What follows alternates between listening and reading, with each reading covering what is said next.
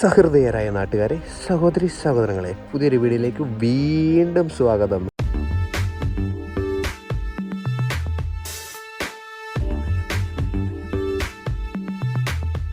അപ്പോൾ നമ്മുടെ കയ്യിൽ ഇന്നുള്ളത് ഹിമാലയൻ 450 ആണ്.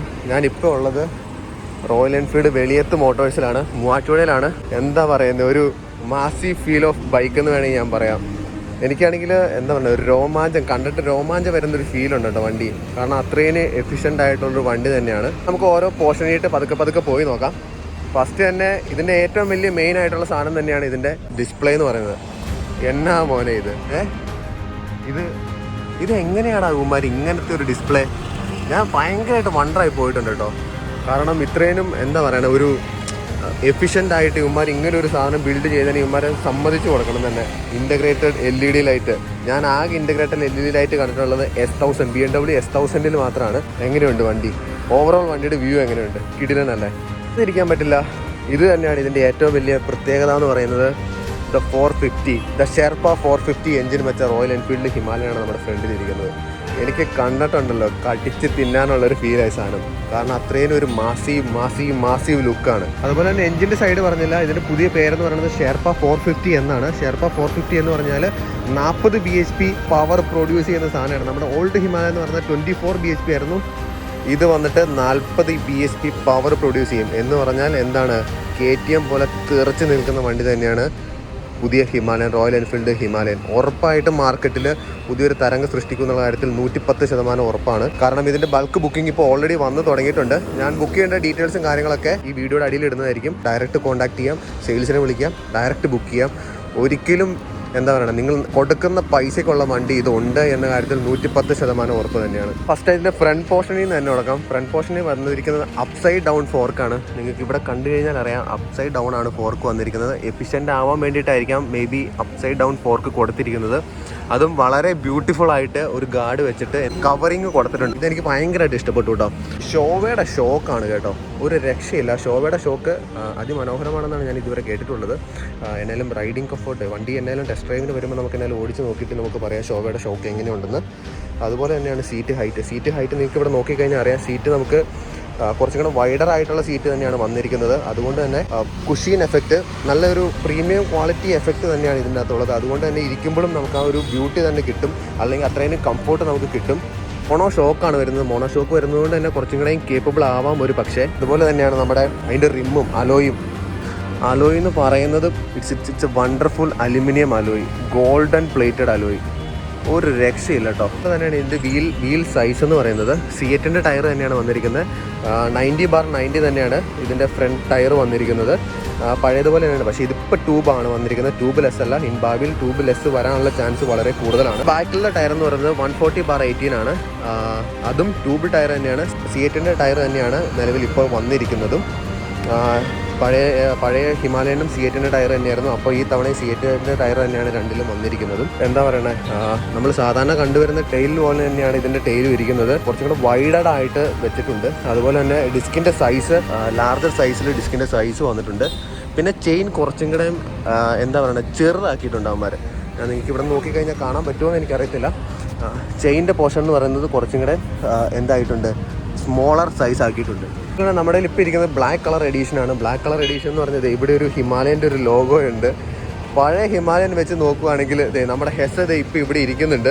ഹെസ വെച്ച് നോക്കുകയാണെങ്കിൽ ഈ സാധനം എങ്ങനെയുണ്ടെന്ന് നോക്കിയേ, പൊന്നളിയ. എനിക്ക് സത്യം പറഞ്ഞാൽ ഭയങ്കരമായിട്ട് ഒരു എന്താ പറയുക, ഒരു ഡിസൈൻ വൈസ് ഇവന്മാരിത് ഹാൻഡിൽ ചെയ്തിരിക്കുന്നത് നൈസാണ്. ഞാൻ നേരത്തെ ഇത് അലമ്പായിരിക്കും എന്നാണ് കരുതിയത്, പക്ഷേ എനിക്കിതിൻ്റെ ഡിസൈൻ ഭയങ്കരമായിട്ട് ഇഷ്ടപ്പെട്ടു. ദാറ്റ് കാലിൻ്റെ ഈ ഭാഗം വയ്ക്കുന്ന പോർഷനും അടിപൊളിയായിട്ട് തന്നെയാണ് വെച്ചിരിക്കുന്നതും. ഈ ഓയിൽ കൂൾഡാണ്.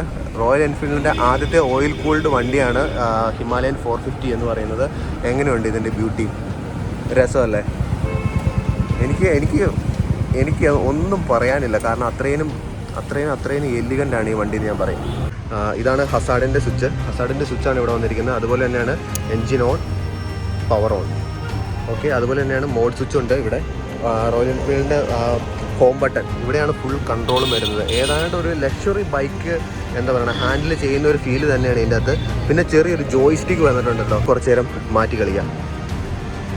ഇവിടെ റൈഡ് മോഡുണ്ട്, പെർഫോമൻസ് ABS മോഡ് ഓണ്, അതുപോലെ തന്നെ performance ABS mode rear ABS off, നമുക്ക് എക്കോ ABS ഓൺ. എക്കോ മോഡിൽ ഇപ്പോൾ എനിക്ക് ഇവിടെ നിന്ന് കിട്ടിയ ഇൻഫർമേഷൻ വെച്ചിട്ട് എക്കോ മോഡിൽ ഒരു 4 ഗിയർ വരെ വണ്ടി സ്മൂത്ത് ആൻഡ് എലിഗൻ്റ് ആയിട്ട് പോകും. അത് കഴിഞ്ഞ് 5th ഗിയർ ഇട്ടിട്ട് വണ്ടി കൈ കൊടുക്കുന്ന സമയത്ത് അഗ്രസീവ് ആയിട്ട് വണ്ടി കയറി പോകുന്നതാണ് എനിക്ക് ഇതുവരെ നിലവിൽ കിട്ടിയിരിക്കുന്ന ഇൻഫർമേഷൻ. എങ്ങനെയുണ്ട് വണ്ടി? ഇതാണ് നമ്മുടെ മോഡ്. പിന്നെ നമുക്ക് ഇവിടെ ഒരു ജോയ്സ്റ്റിക് ഉണ്ട്. ജോയ്സ്റ്റിക് വെച്ചിട്ട് ഇത് ഫുള്ള് കൺട്രോൾ ചെയ്യാം. Like this. ABS rear off, ABS rear on, trip, navigation, that's it. എങ്ങനെയുണ്ട്? This is how it's work. ഇനി തന്നെയാണ് നമുക്ക് ഇതിൻ്റെ ഒരു എക്സോസ്റ്റ് നോട്ട് ഒന്ന് കേട്ട് നോക്കാം. എനിക്ക് എക്സാക്ട്ലി കണ്ടിട്ട് എനിക്കൊരു എന്താ പറയുക, KTM-ൻ്റെ ഒരു ഫീലുണ്ട്. ഞാൻ ജസ്റ്റ് എന്തെങ്കിലും കേൾപ്പിച്ച് തരാം.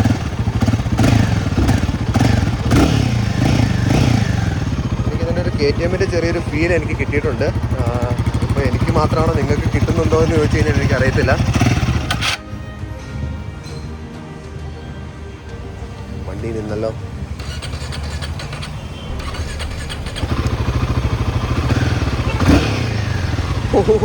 Aggressive look. ഞാൻ ചെറുതായിട്ട് കൈ കൊടുക്കുമ്പോഴത്തേനും വണ്ടി ഇത് 4ന് മേളിൽ എന്തായാലും കയറുന്നുണ്ട്. അത് വളരെ മനോഹരമായിട്ട് ഒരു ചെറിയൊരു വൈബ്രേഷൻ എനിക്ക് ഫീൽ ചെയ്യുന്നുണ്ട് കേട്ടോ. ന്യൂട്രലിൽ ഇട്ടിട്ടും വണ്ടി എടുക്കുന്ന സമയത്ത് കയ്യിൽ എനിക്ക് ചെറിയൊരു വൈബ്രേഷൻ ഫീൽ ആവുന്നുണ്ട്. ഒരു രക്ഷയില്ല കേട്ടോ. വാട്ടാൻ എൻജിൻ, ഷെർപ്പ 450. ഈ എൻജിനെ കുറിച്ച് ഞാൻ എന്താണ് എക്സ്ട്രാ പറയേണ്ടത്? എനിക്ക് പ്രത്യേകിച്ച് ഒന്നും പറയാനില്ല. ഇറ്റ്സ് എ വണ്ടർഫുൾ ബൈക്ക് തന്നെയാണ്. ഇവിടെയാണ് അതിൻ്റെ എക്സ്കോസ്റ്റ് വരുന്നത്. എക്സ്കോസ്റ്റ് കുറച്ച് ഉള്ളിയിട്ട് ഡീപ്പായിട്ട് നിന്നിട്ടാണ് അതിൻ്റെ കാറ്റർപില്ലർ ഇവിടെയാണ് കൊടുത്തിരിക്കുന്നത്. ഇവിടെ നിന്നാണ് നമുക്ക് ആ ഗ്രില്ല് ഇപ്പുറത്തേട്ട് വരുന്നത്. നല്ലൊരു ഡിസൈനോട് കൂടി എന്താണ് പറയുക, ഒരു സൈഡിയിട്ട് ഒതുങ്ങിയിരിക്കുന്നത് പോലെ തന്നെയാണ് ഇതിൻ്റെ എക്സോസ്റ്റ് വെച്ചിരിക്കുന്നതും. നമ്മൾ പഴയ ഹിമാലയനിൽ പറഞ്ഞ കാര്യം അവിടെ ഇവിടെയൊക്കെ ബൾക്കായിട്ട് ഇരിക്കുന്നുണ്ടായിരുന്നു. ആ ഒരു ബൾക്കി ഫീൽ ഇതിൻ്റെ അകത്ത് മാറിയിട്ടുണ്ട് കേട്ടോ. മേ ബി ഒരു പക്ഷേ അത്രയും പൈസ കൊടുക്കുന്നതുകൊണ്ടാവാം ഈ സാധനങ്ങളെല്ലാം എന്താണ് പറയുന്നത്, ഒരു ചെറിയ തോതിൽ അവർ ഉരച്ച് കളയാൻ നോക്കിയിട്ടുണ്ട്. കാരണം ആ ഒരു എഫിഷ്യൻ്റ് ആയിട്ടുള്ള ഒരു ഫീൽ തന്നെ ഇതിനകത്ത് കിട്ടുന്നുണ്ട്. നമുക്ക് എന്തായാലും വണ്ടിയിലൊന്ന് കയറി ഇരുന്ന് നോക്കാം. റൈഡിങ് പൊസിഷൻ വരുന്നത്, ഇവിടെ ഇരിക്കുമ്പോൾ തന്നെ എനിക്ക് എന്താ പറയണത്, ഒരു ട്രയംഫിൽ കയറിയിരിക്കുന്ന ഫീലുണ്ട് കേട്ടോ. ഇവിടെയാണ് അതിൻ്റെ USB പോർട്ട് വരുന്നത്. പിന്നെ സാധാരണ നമ്മൾ എല്ലാ റോയൽ എൻഫീൽഡിലും ഇൻ്റർസെപ്റ്ററിലൊക്കെ കണ്ടുവരുന്ന കൂട്ട് തന്നെ കീ ആണ്. ഞാൻ കീ ഒന്ന് എടുത്തിട്ട് പിടിച്ചു നോക്കാം. ആ ഒരു ഫീലുണ്ട് കേട്ടോ ഈ കീക്കും. മോനെ, ഇതിൻ്റെ റൈഡിങ് പോസ്ചർ എന്ന് പറഞ്ഞു കഴിഞ്ഞാൽ അപ്പർ റൈറ്റ് ഹാൻഡിൽ കുറച്ചും കൂടെ ഉള്ളിയിട്ട് കയറിയിരിക്കുന്ന ഒരു ഫീലുണ്ട് എനിക്ക്. കാരണം നേരത്തെ ഹിമാലയൻ എന്ന് പറയുമ്പോഴത്തേനും കുറച്ചും കൂടെ പുറകോട്ട് തള്ളിയിരിക്കുന്ന ഒരു ഫീലായിരുന്നു. മീൻസ് ഞാൻ ഇവിടെയായിരുന്നു കൈ പിടിച്ചുകൊണ്ടിരിക്കുന്നത്. ഇതും കൂടെ കുറച്ചും കൂടെ നമ്മുടെ ശരീരത്തിന് ചെസ്റ്റിൻ്റെ ഇങ്ങോട്ട് തള്ളിയിരിക്കുന്ന ഒരു ഫീലുണ്ട്. മേ ബി എനിക്ക് തോന്നുന്നു ഇത് റിലീസ് ചെയ്തിട്ട് കുറച്ചും കൂടെ ബാക്കിയിട്ട് ഇറക്കി വയ്ക്കുകയാണെങ്കിൽ ആ ഒരു പഴയ ഹിമാലയൻ്റെ ഫീൽ തന്നെ കിട്ടും. പിന്നെ ഒരു ഡിസ്ക് ഫ്ലൂയിഡിൻ്റെ സാധനം വന്നിരിക്കുന്നത് പുതിയൊരു ഡിസൈൻ തന്നെയാണ്. കോമൺ ആയിട്ടുള്ള സാധനം ഇതൊക്കെ നമ്മുടെ സാധാരണ എക്സ്ട്രാ ആക്സസറീസിൽ വരുന്ന മിറേഴ്സ് തന്നെയാണ്. ഇത് 2 മിറേഴ്സ് ഉണ്ട്. പിന്നെ പഴയ ഹിമാലയനും പുതിയ ഹിമാലയനും വെച്ച് നോക്കുകയാണെങ്കിൽ കോമൺ ആയിട്ട് ഒന്നുമില്ല കേട്ടോ. എല്ലാം ഡിഫറൻറ്റാണ്. അത് ഇരിക്കുന്ന പൊസിഷൻ വരെ ഡിഫറൻറ്റാണ്. ഇത് മെറ്റലാണെന്ന് വെച്ചാൽ ഇത് മെറ്റലല്ല. ഇത് മെറ്റൽ പോലെ തന്നെയാണ്. പക്ഷേ ഒരു ക്വാളിറ്റി എനിക്ക് അതിൻ്റെ അകത്ത് ഫീൽ ചെയ്യുന്നില്ല. ഒരു കുറച്ചും കൂടെ കിടത്തി വെച്ചിട്ടുണ്ട് വണ്ടി. എനിക്ക് തോന്നുന്നു പഴയ ഹിമാലയനൊക്കെ ഇരിക്കുന്ന സമയത്ത് താഴത്തോട്ട് മറിഞ്ഞു പോകണ ഒരു കേസുണ്ട്. അതുപോലെ തന്നെ ഇതും ചെറിയൊരു പ്ലാസ്റ്റിക് കേസ് തന്നെയാണ് വരുന്നിരിക്കുന്നത്. എനിക്ക് തോന്നുന്നു എക്സ്ട്രാ ആയിട്ട് ക്ലീൻ ചെയ്യാൻ വേണ്ടിയായിരിക്കാം ഒരു പക്ഷേ അതങ്ങനെ വെച്ചിരിക്കുന്നത്. ഓവറോൾ കൊള്ളാം. പിന്നെ ഇതാണ് അതിൻ്റെ ഓസ് പോയിരിക്കുന്നത് ഓയിൽ കൂൾഡിന് വേണ്ടിയിട്ടുള്ളതിൻ്റെ. പിന്നെ ഇതിൻ്റെ ഹെഡ് പോർഷൻ നോക്കുന്ന സമയത്ത് ഇതിൻ്റെ മീറ്റർ പിടിപ്പിച്ചിരിക്കുന്ന ഒരു ടവറിലാണ്, നിങ്ങൾക്ക് നോക്കിയാൽ കാണാം. ഇതാണ് ഇതിൻ്റെ ഹെഡ്ലൈറ്റ് വരുന്നത്. പുതിയത് തന്നെയാണ്. LED ഹെഡ്ലൈറ്റാണ് ഇപ്പോൾ നമുക്ക് ഓൾറെഡി പ്രൊവൈഡ് ചെയ്തിരിക്കുന്നത്. ഞാൻ വേണമെങ്കിൽ ബ്രൈറ്റ് ഇട്ട് കാണിച്ചു തരാം. അത്യാവശ്യം വിസിബിലിറ്റി ഉണ്ട് കേട്ടോ വണ്ടിക്ക്.